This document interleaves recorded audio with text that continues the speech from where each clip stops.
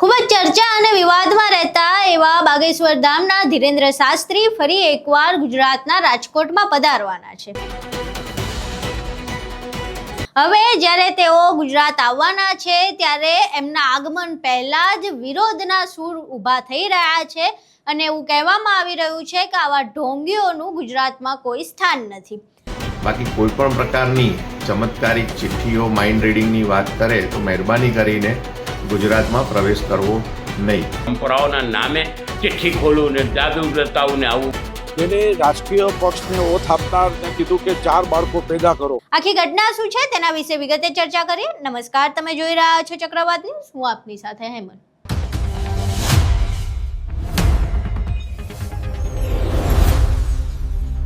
બાગેશ્વર ધામના ધીરેન્દ્ર શાસ્ત્રી અવારનવાર પોતાના નિવેદનોના કારણે ચર્ચામાં રહેતા હોય છે। આ સિવાય તેઓ જે પેલી પરચી કાઢે છે એ પરચીવાળી જે આખી પ્રથા છે તેને લઈને પણ વિવાદમાં રહેતા હોય છે। એવું કહેવામાં આવે છે કે તેઓ અંધશ્રદ્ધા કરી રહ્યા છે અને અંધશ્રદ્ધાને પ્રોત્સાહન આપી રહ્યા છે। હવે જ્યારે તેઓ રાજકોટમાં આવવાના છે ત્યારે ધીરેન્દ્ર શાસ્ત્રીના આગમન પહેલા તેમનો વિરોધ થઈ રહ્યો છે। વિરોધ કરવામાં આવી રહ્યો છે વિજ્ઞાન જાથાના જયંત પંડ્યા દ્વારા, સનાતન ધર્મના બાપુ એવા જ્યોતિનાથ બાપુ અને પરસોત્તમ પીપળિયા દ્વારા।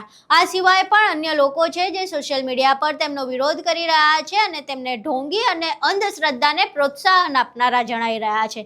પહેલા અહીં વિજ્ઞાન જાથાના જયંત પંડ્યા, જ્યોતિનાથ બાપુ અને પુરુષોત્તમ પીપળિયા તેમના આગમન પહેલા શું કહી રહ્યા છે, શા માટે તેમનો વિરોધ કરી રહ્યા છે તે સાંભળીએ। સનાતન ધર્મની વાત કરું તો સનાતન ધર્મ એક અદ્ભુત વૈજ્ઞાનિક ધર્મ છે અને આ વૈજ્ઞાનિકતાની આડમાં ઘણી જગ્યાએ ખેલ થતો હોય છે। એમાંનો જ એક ખેલાડી હવે રાજકોટ આવવાના છે। આપ જાણો છો સનાતન ધર્મના અંદર ક્યાંય પણ અંધશ્રદ્ધાને સ્થાન નથી। સ્ટેજ પર ચડી જુદા જુદા ખેલ કરી લોકોને મૂર્ખ બનાવી અને અંધશ્રદ્ધામાં બઢાવો કરે છે। આ એ જ વ્યક્તિ છે કે જેમણે એક વખત ગુજરાતી સમાજને ગાંડો કીધો છે। આ વ્યક્તિનો મારો વિરોધ છે। ક્યાંય પણ આ ચાલાવી ના લેવાય।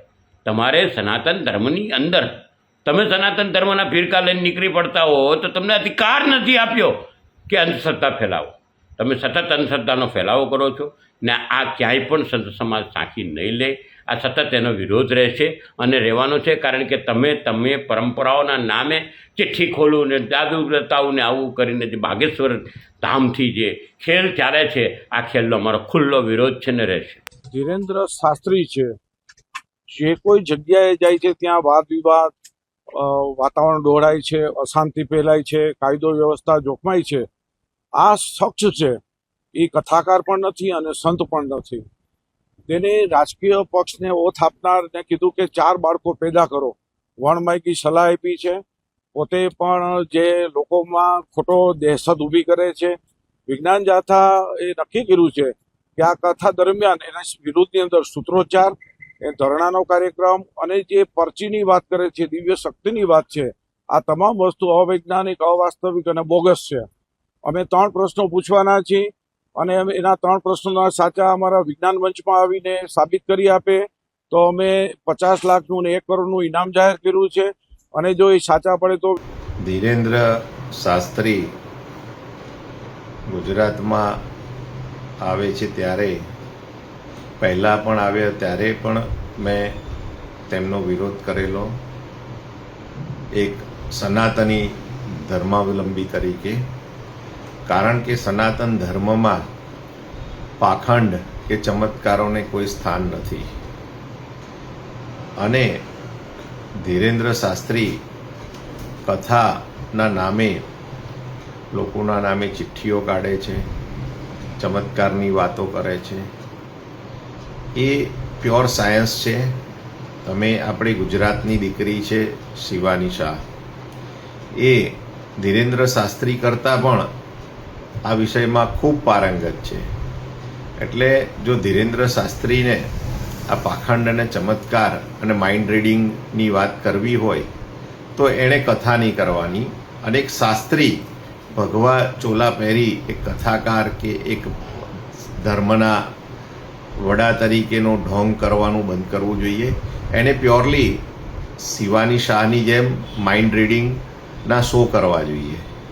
જે કોમર્શિયલ રીતે થાય છે, ભોળી અને ધર્મમાં આસ્થા રાખતી પ્રજાને ગેરમાર્ગે દોરવી એ કાનૂની રીતે પણ કૃત્ય છે. કાયદાકીય રીતે આમાં સજાની પણ જોગવાઈ છે જ્યારે અંધશ્રદ્ધા નિર્મૂલન કાયદો દેશમાં અને ગુજરાતમાં લાગુ કરવામાં આવ્યો છે ત્યારે.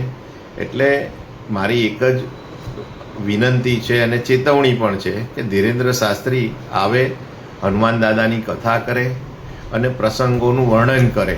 બાકી કોઈ પણ પ્રકારની ચમત્કારિક ચિઠ્ઠીઓ, માઇન્ડ રીડિંગની વાત કરે તો મહેરબાની કરીને ગુજરાતમાં પ્રવેશ કરવો નહીં. ગુજરાતની પ્રજા ખૂબ હોશિયાર છે, ભણેલી ગણેલી છે, એટલે આ ચમત્કારો અહીંયા કરવા નહીં. અહીં તમે એ ત્રણેય લોકોને સાંભળ્યા જેઓ વિરોધ કરી રહ્યા છે અને તેમનું સીધું કહેવું છે કે આ વ્યક્તિ જે છે ધીરેન્દ્ર શાસ્ત્રી એ ફક્ત ને ફક્ત અંધશ્રદ્ધાને પ્રોત્સાહન આપે છે અને ગુજરાતમાં અંધશ્રદ્ધાનું કોઈ સ્થાન નથી, એટલે ધીરેન્દ્ર શાસ્ત્રી પણ રાજકોટ ન આવવા જોઈએ. હવે આખી ઘટનામાં ધીરેન્દ્ર શાસ્ત્રીના રાજકોટમાં આવતા પહેલા જે વિરોધ થઈ રહ્યો છે અને જે વિરોધીઓ છે તેમણે જે પ્રમાણે વાત કરી તે તમામ વિશે તમારું શું માનવું છે? તમારા મંતવ્યો અમને કોમેન્ટ બોક્સમાં જરૂર જણાવજો.